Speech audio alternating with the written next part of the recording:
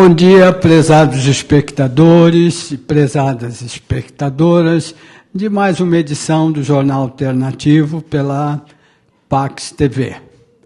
Como sempre, teremos uma ótima entrevista, desta vez muito ótima, com a Lia Disken, diretora da Palas Athena.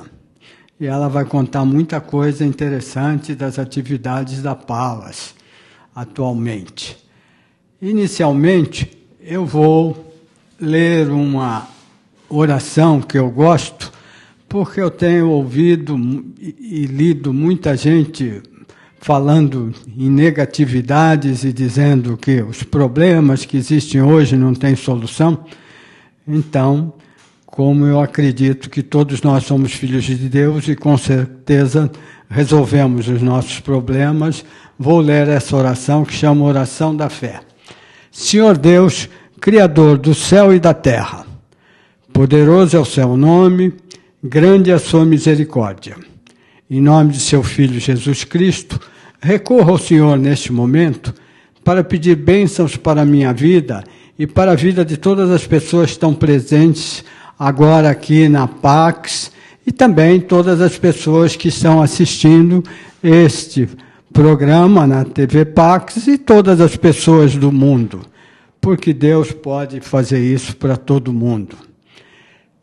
Que a sua divina luz, Senhor Deus, incida sobre todos nós. Com suas mãos, retirai os males, todos os problemas e todos os perigos que estejam ao nosso redor.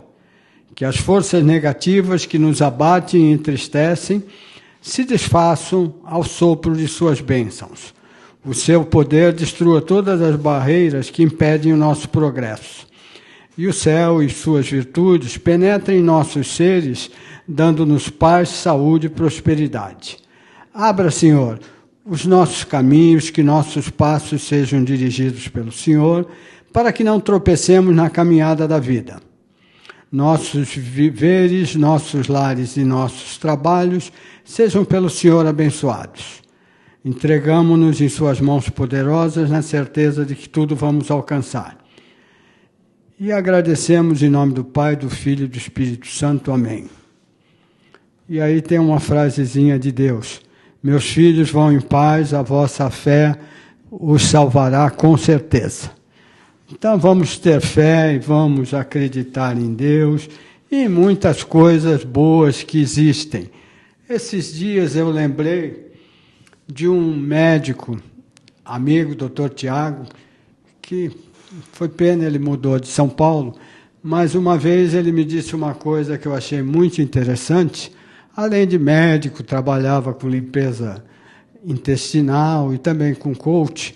E uma vez ele me disse, Roberto, divulga no jornal e faça você também uma atividade que eu acho que estamos precisando fazer. A grande maioria das pessoas registra na memória e guarda na memória só as coisas ruins que aconteceram nas vidas delas. E na vida de todo mundo acontecem muitas coisas boas. Então eu estou sugerindo para os meus pacientes e sugerindo que você divulgue no jornal que as pessoas façam um diário das boas coisas que acontecem em suas vidas. Porque assim, quando acontecer uma coisa ruim, ela pega o diário e olha quantas coisas boas aconteceram na vida dela, e aí ela fica ligada nas coisas boas. Então eu acho que é muito interessante isso nessa época de negatividade, de problemas, claro, que estamos vivendo. E aí a gente fazer um diáriozinho de boas coisas. Para mim, por exemplo, boas coisas acontecem sempre com as entrevistas que eu faço com terapeutas, com médicos, com pessoal ligado à espiritualidade. E vou fazendo, até o Jornal Alternativo impresso é um pouco isso, a divulgação das coisas boas. Porque eu conheço muitas terapias, porque essa é uma coisa muito boa para mim. Eu faço uma entrevista com terapeutas e praticamente todos eles oferecem uma sessão da sua terapia. Então eu conheço um monte de terapias sempre e elas me fazem muito bem. E também na Palas eu aprendi, na Palas Athena eu aprendi umas coisas bem interessantes. Mas vamos começar a entrevista com a Lia Diskin. Bom dia, Lia. Muito bom dia, Roberto. Uma imensa alegria estar aqui com você. Fala um pouquinho da Palas Athena, que já está no Brasil, né? Você me falou, 40 e poucos anos, né? Apesar de meu sotaque, faz 43 anos de atividade ininterrupta e isso realmente é muito gratificante porque muitos dos temas que eram considerados naquele então marginais à sociedade, temas de caráter alternativo, de caráter difuso, hoje são matérias dentro das universidades, são objeto de pesquisa científica, são motivo de simpósios, de congressos internacionais, no caso concreto, não é certo, de aquilo que chamamos espiritualidade ou a expressão com a qual as culturas, as civilizações manifestam seus anseios de compreender aquele território do sagrado que pertence a todos e não é patrimônio de absolutamente ninguém. Esses temas hoje retornam, obviamente com suas feições mais academizadas, mas hoje retornam como objeto, não é certo, de pesquisa, de observação, de experimentação, em um cenário 40 anos atrás inimaginável, como poderiam ser os hospitais, como poderiam ser as escolas, como poderiam ser os centros judiciários. Então, realmente é muito gratificante poder ver legitimada e de alguma maneira reconhecida uma experiência de saberes em que os povos colocaram o seu melhor, sem sombra de dúvida. E esse saber que não era considerado aprovado ou carimbado com os diplomas e os pré-requisitos necessários, não tinham o que se chamam evidências científicas, hoje passam a ser estudados, passam a ser observados sobre um outro prisma, sobre um outro ângulo, o que é extremamente enriquecedor para os dois campos, para, desde já, não é certo, todos aqueles que se beneficiam desse encontro. Quando eu digo dois campos, me estou referindo ao campo científico propriamente dito, que tem sua competência, e o campo, não é certo, do espaço do espiritual, do sagrado, que também tem, não é certo, sua competência e sua propriedade. Eu fiz o primeiro curso de meditação na minha vida com a Lia na Palas Athena e gostei muito. Lia, como é que você começou com a meditação? E faz muito tempo, com certeza, né?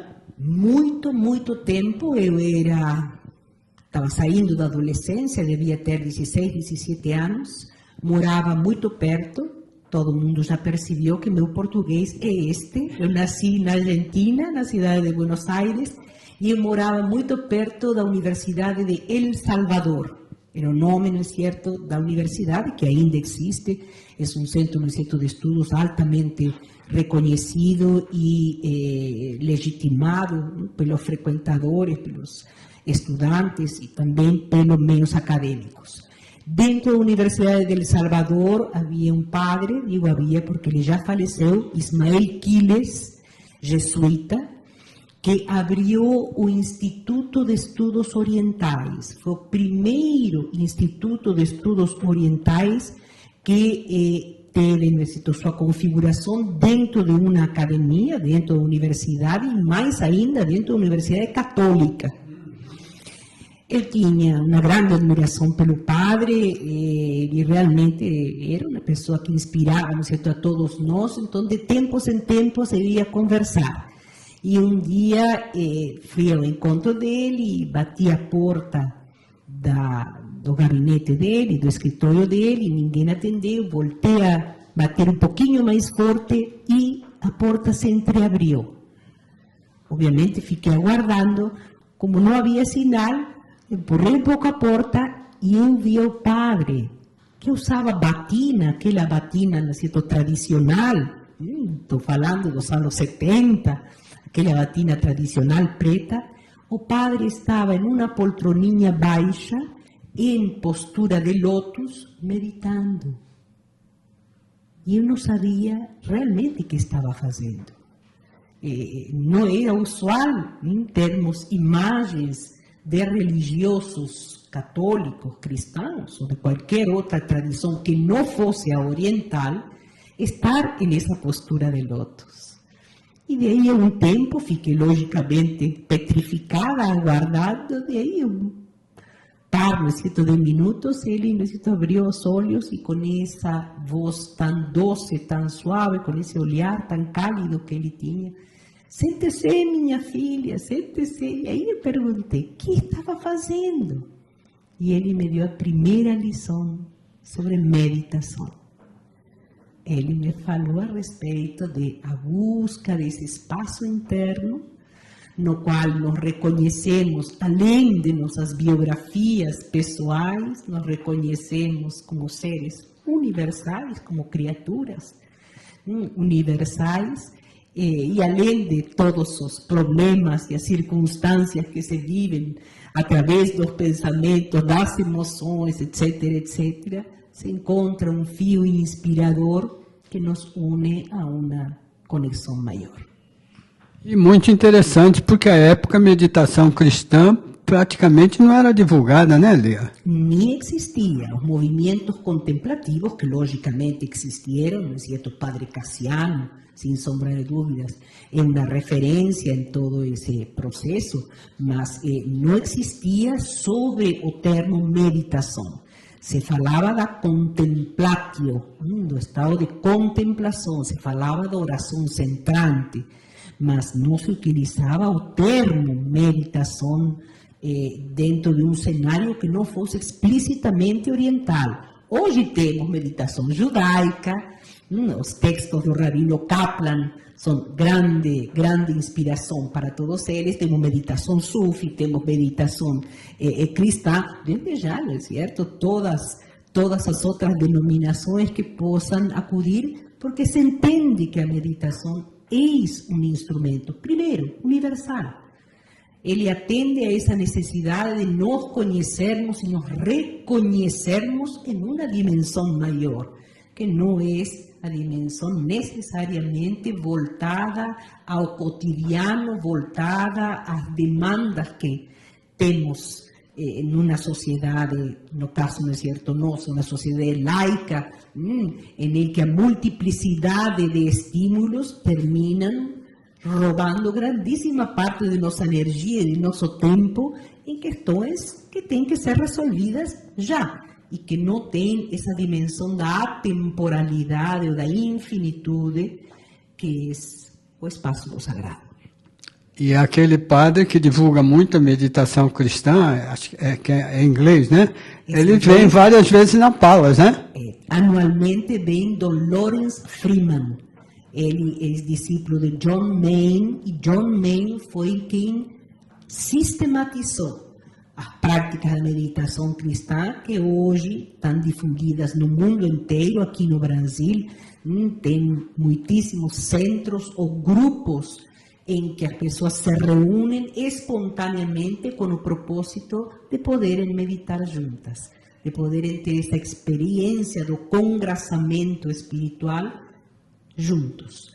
E Dom Lawrence Freeman também vai vir este ano, vai estar em novembro conosco, costuma sempre dar uma palestra na Palas Atena. Por quê? Porque na Palas Atena foi o local onde existiu em São Paulo o primeiro grupo de prática meditativa regular, semanal, existe até o dia de hoje, às terças-feiras, às 18 horas, onde as pessoas espontaneamente se reúnem. No caso, tem uma orientação, e o orientador dessas práticas semanais é Dona Alexandre do Mosteiro de São Bento.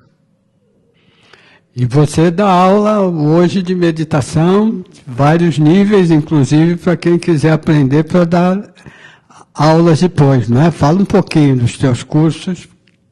A gente tem um programa, Roberto, no qual não está circunscrito a nenhuma tradição ou não tem um caráter confessional, faz um retrospecto das grandes linhas meditativas que se desenvolveram no Oriente e no Ocidente, e se utilizam, obviamente, as técnicas tradicionais, mas sempre dizendo de onde elas surgem, como elas apareceram, como se sistematizaram e como podem ser implementadas no cotidiano hoje.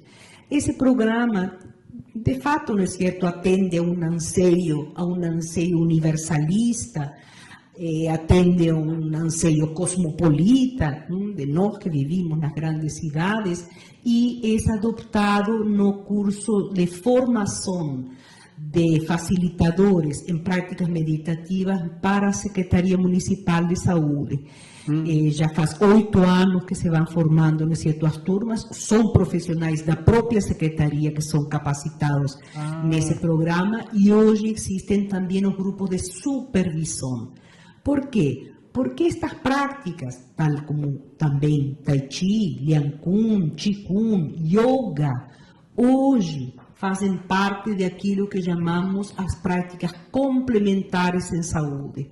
A portaria de 2003 do Ministério da Saúde, de algum modo, convidou para que ingressasse no cenário da saúde todo este repertório milenar de saberes desenvolvidos na China, desenvolvidos na Índia, desenvolvidos na Pérsia, desde já, não é certo, desenvolvidos dentro do Médio Oriente e mais tarde, não é certo, na Europa. Esses saberes que chamamos tradicionais porque pertencem a uma prática regular de geração em geração, que ia sendo transmitida de essa geração em geração e se mantiveram vivas.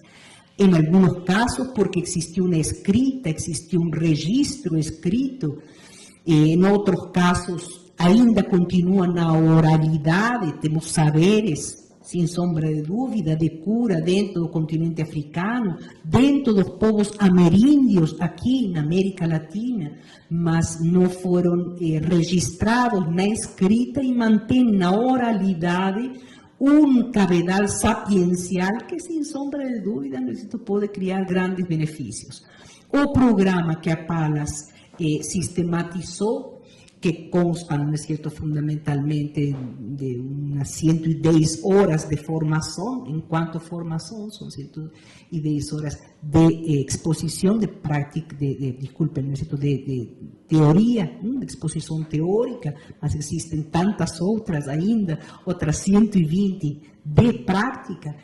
É um instrumento que se está manifestando extremamente eficiente para poder acolher uma diversidade de credos, uma diversidade de expressões de fé, e ainda aqueles que não têm nenhum tipo de fé, mas sentem um chamado para um recolhimento interno, para um serenar, não é certo, a mente e, de algum modo, aliviar o coração.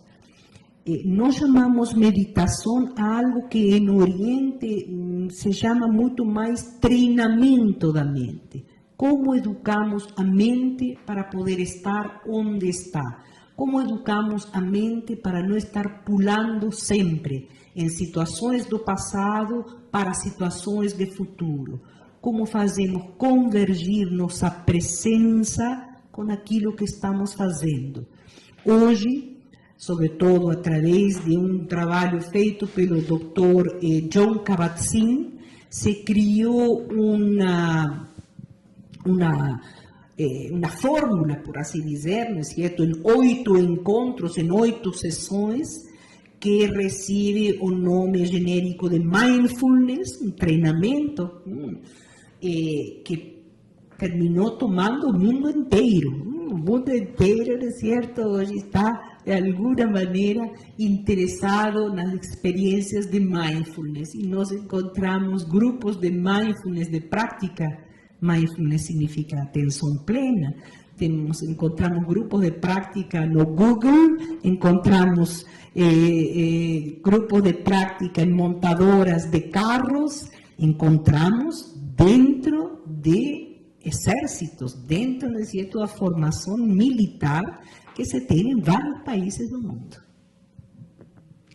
E uma vez eu assisti na Palas um curso de meditação para pais e filhos crianças. Exatamente. Que eu achei uma maravilha a reação das crianças. Ainda tem isso, né? Sem sombra de dúvida, a professora Esther Massola, que a primeira, não é certo, formação dela é em yoga, ela de algum modo absorve toda a tradição meditativa que a escola yoga, não é certo, oferece e criou uma oficina de poder fazer um encontro entre pais e filhos, crianças, muitas vezes crianças pequenas, de 4 ou 5 anos, que podem, por que não, dentro do cenário que lhes é próprio, começar a se familiar com um espaço interno que elas já têm, que elas já reconhecem, que às vezes, obviamente, não sabem nominar, mas que, sem sombra de dúvida, na minha avaliação, terminará limpando muitas das caramelações que nós tivemos que resolver sozinhos já em idade adulta. E eu conheço alguns médicos que indicam a meditação para os seus pacientes, e alguns deles já me disseram que hoje tem bastante médicos gostando de meditação, fazendo e recomendando para os seus pacientes. Agora, na Palas também tem práticas corporais muito interessantes, como o yoga, com o Marcos Rojo, as coisas chinesas, com Maria Lúcia ali, tem muitas coisas interessantes. E uma coisa que vocês também divulgaram aí, e que não sei se é bem conhecida, é a justiça restaurativa, né, Lia? Além do Centro de Estudos Filosóficos, que é pelo qual, não é certo, a Palas Atena é reconhecida, e além da editora, também pelo qual a Palas Atena é reconhecida, nós temos dezenas de projetos socioeducativos. Como levar parte deste repertório de conhecimentos, que às vezes fica confinado a grupos que têm acesso a eles, ou simplesmente fica confinado a cenários acadêmicos, como levar esses conteúdos para a sociedade como um todo. Então, a gente teve a possibilidade de conhecer o professor Howard Zert, que é o grande, o pioneiro, o sistematizador da justiça restaurativa, modalidade de justiça que está centrada muito mais no restabelecimento das relações do que simplesmente na punição ante um acto ofensivo, ante uma violação de um princípio, violação, não é certo, de uma norma instituída.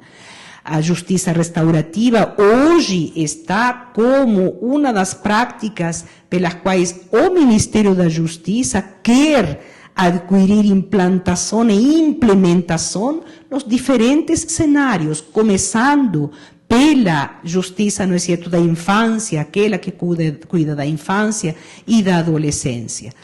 Hoje se fala muito de dinâmicas restaurativas, logicamente calcadas dentro deste cenário da justiça restaurativa, e nas dinâmicas restaurativas começam a emergir reflexões extremamente interessantes, reflexões como aquelas que nos permitem pensar de onde é que nós tiramos o fato de que castigar alguém, fazer sofrer a alguém, vai necessariamente reparar o erro e constituir uma base de aprendizagem.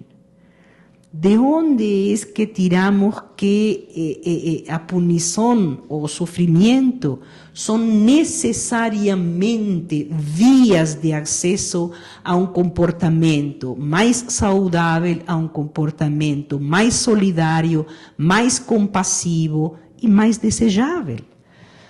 Quando nos deparamos com estas reflexões, quando nos deparamos com reflexões como: será que a violência que condenamos por ser injusta pode ser um meio para algo justo? É importante isto que levanta a justiça restaurativa, em termos de nos fazer rever posições que temos sustentado durante milênios e que não questionamos pelo fato de que elas se arrastam e se reproduzem de geração em geração, através dos seios familiares, através, não é certo, dos cenários das escolas, através das próprias leis que uma sociedade instaura, uma sociedade, não é certo, escolhe para manter a ordem, para manter o fluxo dos relacionamentos das instituições e, desde já, não é certo, das aspirações dos cidadãos. E a Palas também tem um curso de ética, né, Lia?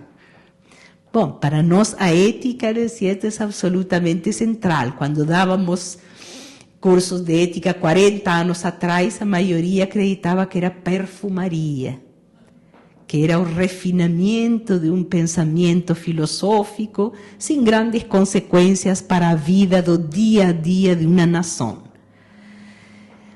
Desnecessário dizer que estamos começando a compreender que sem ética nós não podemos sustentar relações confiáveis.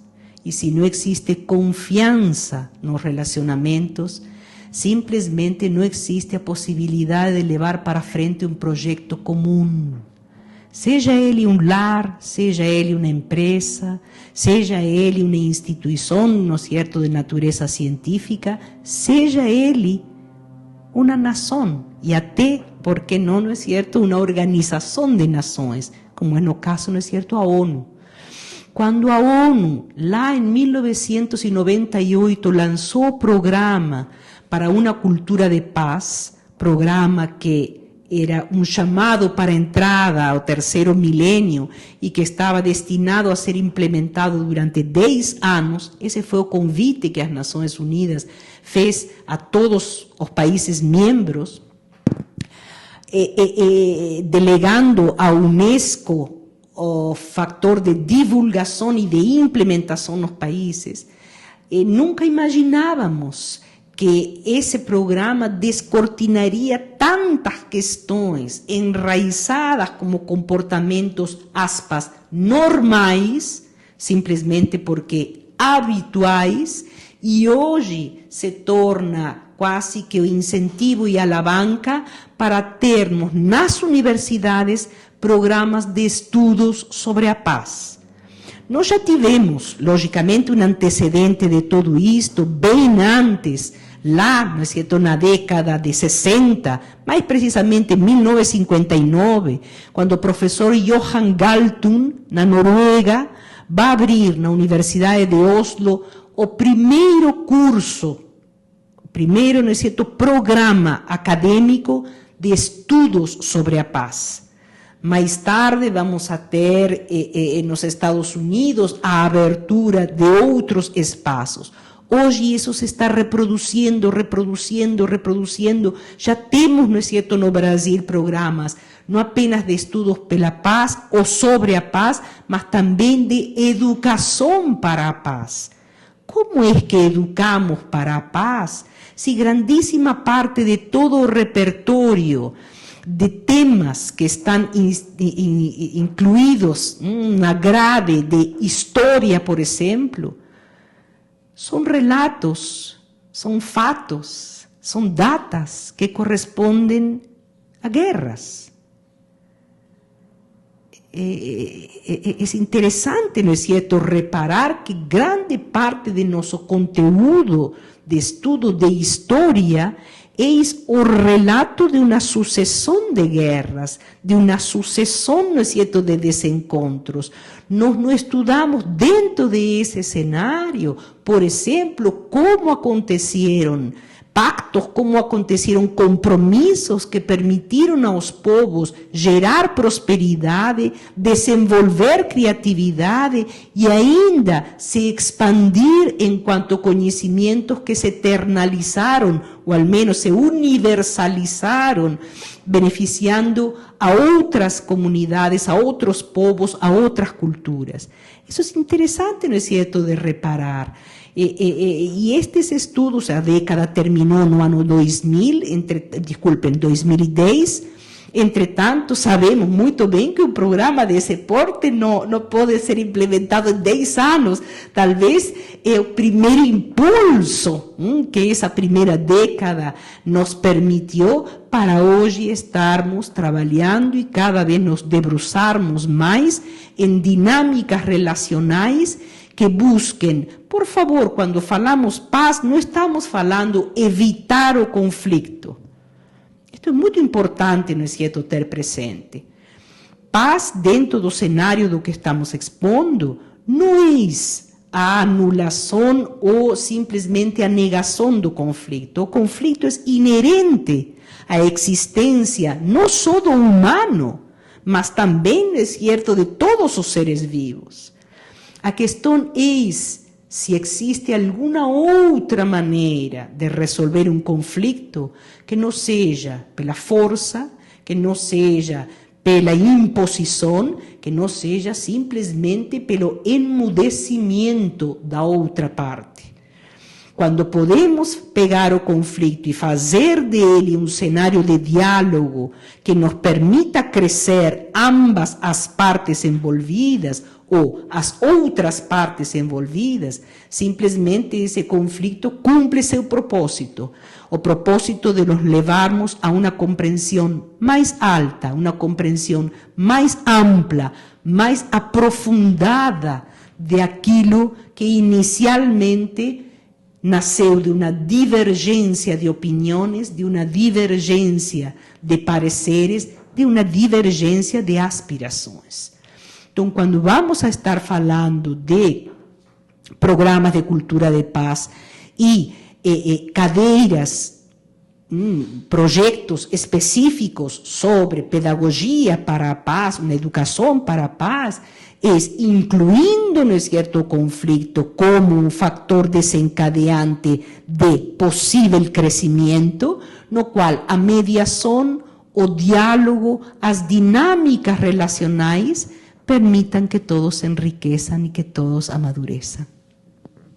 Vocês estão vendo quanta coisa boa que a Palas tem, né?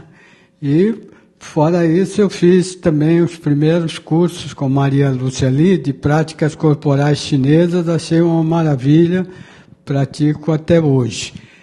Então, para vocês verem todas essas atividades, que são muitas, e também os livros da editora, que tem muitos livros bons, é interessante ver o site da Pax. Tem na legenda aí que a Gláucia coloca e a Lia pode falar também qual é o site. O site é www.palasatena.org.br. E atividades próximas aí, este mês, começo do mês que vem, você pode divulgar algumas? Sem dúvida, algo que sempre para nós é muito incentivador, muito encorajador, são as semanas que dedicamos a determinados ícones que nos orientam, que ainda nos inspiram, apesar, não é certo, de não estar mais nesta dimensão, de não estar mais vivos, que são, no caso agora de Júlio Mandela. Nós vamos a ter, certo, a semana Nelson Mandela, que se vai abrir no dia 5 de julho, às 19 horas, no Teatro do Sesc Vila Mariana. Aí vamos a ter a oportunidade de termos 2 grupos de arte, com coreografias criadas especificamente para honrar e lembrar a Nelson Mandela, e 2 grandes pensadores, que é Oswald Andrade Oswald Camargo e a professora Nelly Petronella. O tema que vão abordar em uma mesa de reflexão vai ser reconciliação. O caminho já é a meta.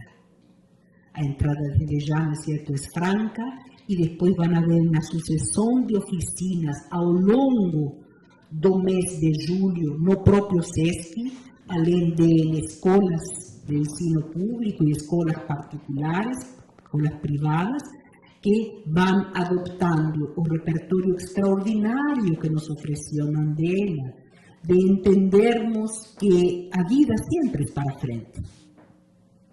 A vida sempre é para frente. Sem dúvida temos sofrimentos, sem dúvida temos tragédias que envolveram gerações e gerações.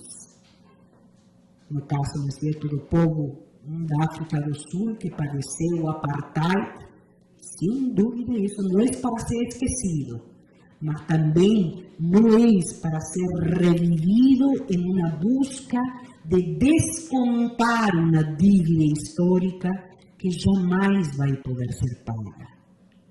A vida é para frente.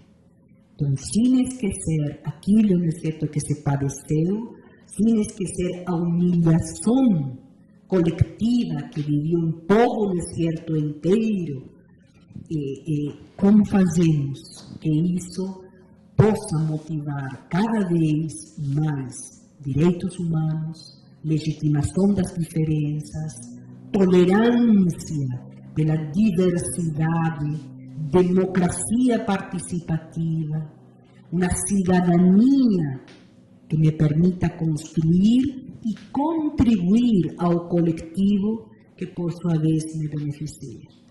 Esse é o grande legado de Mandela. Não esquecer, não fazer de conta que não aconteceu.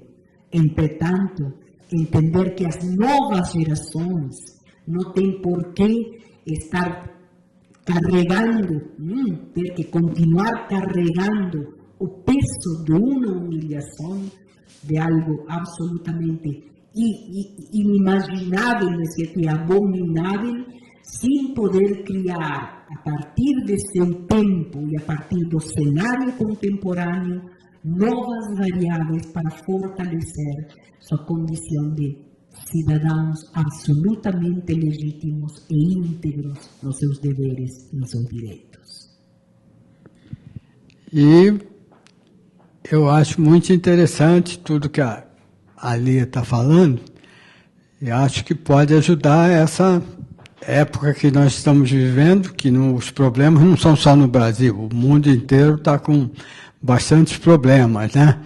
E temos que trabalhar para resolver os problemas, não ficar achando que não tem solução, não é, Lia? Sim, sem dúvida, sobretudo porque a gente hoje tem conhecimento, tem informação que não estava disponível, não digo muito, 20 anos atrás. É um fato que as novas gerações dispõem de uma habilidade em lidar com instrumentos novos, sobretudo com a alta, não é certo, tecnologia, que as gerações mais velhas não temos. Então é muito comum dentro de uma família que uma avó peça a um neto para que, por favor, instale um programa no computador ou facilite uma operação que tem que fazer através do celular.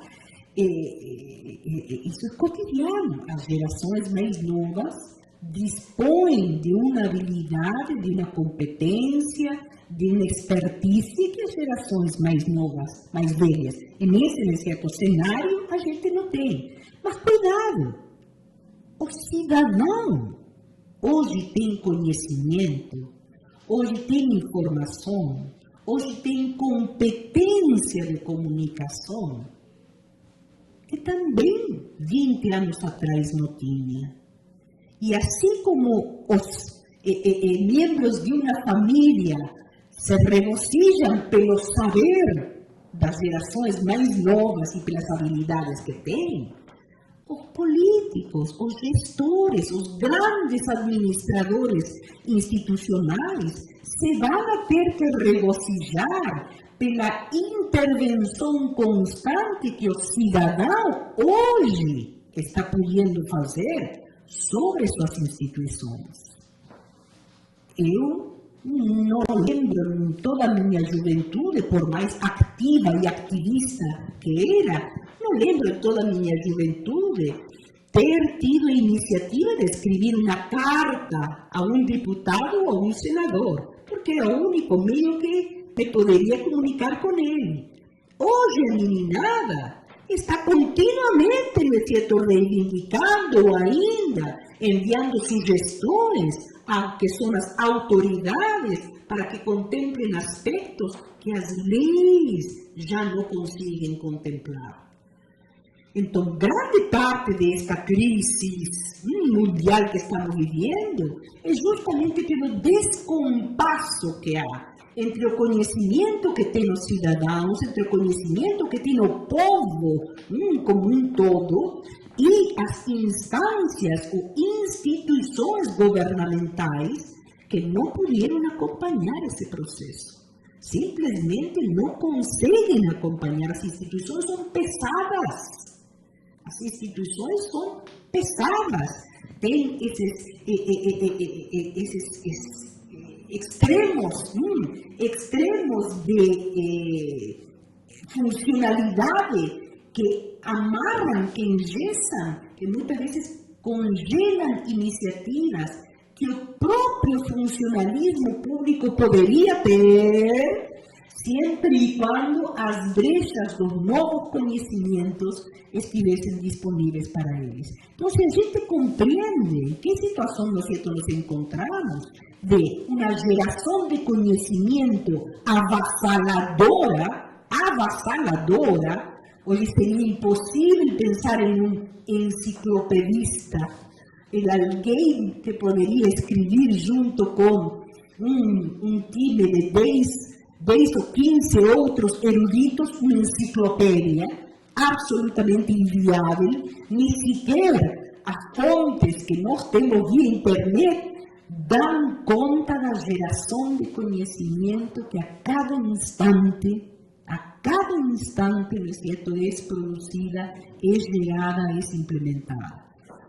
Se pudermos ter isso presente, se pudermos ter clareza a respeito, não é certo, disso, grande parte da ansiedade gerada por ver uma multiplicação de problemas pode minimizar. E, minimizando a ansiedade, podem surgir também, talvez, não é certo, intuições, insights que nos permitam, por sua vez, acelerar as vias de resolução de aquilo que estamos entendendo por problema. Além dos cursos e das atividades da Palas, a Palas tem a editora também, com ótimos livros, e tem na sua sede uma livraria com livros da Palas e alguns outros também, e livros super interessantes. Dê o endereço e o telefone, Lia, para as pessoas conhecerem um pouco mais. A Palas está sediada na Alameda Lorena 355, no Jardim Paulista, em São Paulo, mas tem núcleos de expressão e de representação em várias partes do país. Temos amigos com os quais temos iniciado trajetórias muito fecundas.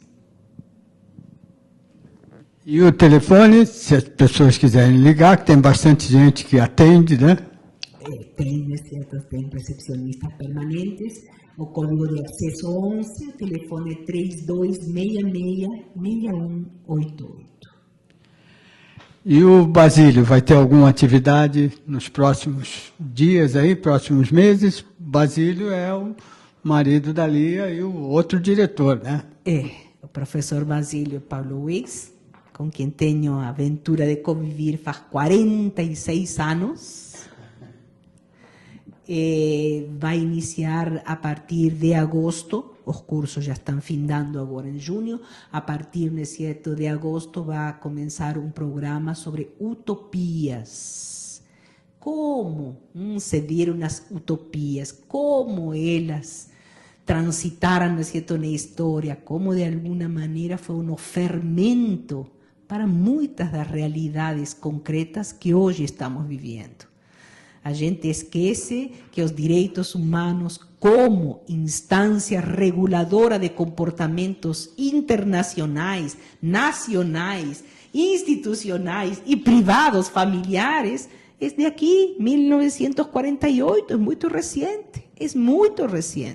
A gente esquece que os direitos da mulher também vão começar a nascer dessa semeadura, desse momento inspiracional que permite emergir grande parte dos talentos que estavam inviabilizados, simplesmente por costumes e hábitos culturais, pelo patriarcalismo, no caso, não é certo, das mulheres, e por essas vias que não se veem até que não se veem.